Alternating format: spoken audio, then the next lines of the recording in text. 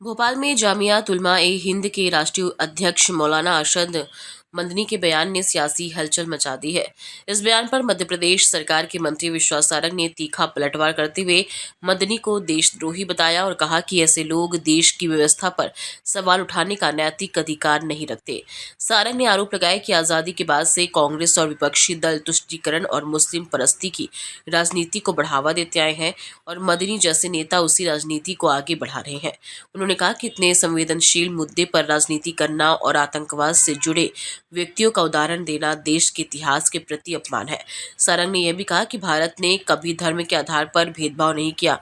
अब्दुल कलाम जैसे व्यक्तित्व को देश के सर्वोच्च पद पर सम्मान पूर्वक पहुंचाया गया। मंत्री ने मांग की है कि मदनी के बयान की जांच हो और यह भी जांच हो कि उनका आतंकवाद व देशद्रोह से कोई संबंध रहा है या नहीं। देखिए, मदनी जैसे देशद्रोही इस देश की व्यवस्था पर प्रश्न चिन्ह नहीं लगा सकते।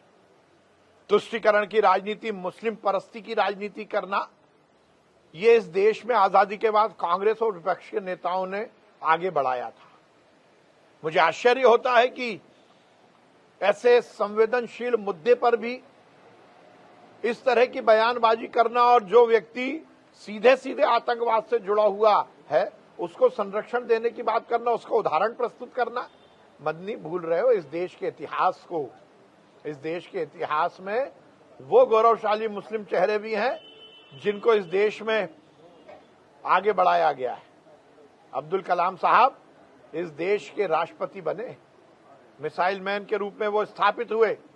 उनकी जाति और धर्म को देखकर विभेद नहीं किया गया, पर मदनी जैसे नेता अपनी राजनीतिक रसूख को कायम करने के लिए तुष्टीकरण की राजनीति को आगे बढ़ाते हैं। ये बर्दाश्त नहीं किया जाएगा। मैं तो मांग करता हूं कि मदनी के इस बयान के बाद उसकी भी पूरी जांच होनी चाहिए। वो भी कहीं ना कहीं आतंकवाद और देशद्रोह से जुड़ा हुआ है। भोपाल से आदित्य सराठी।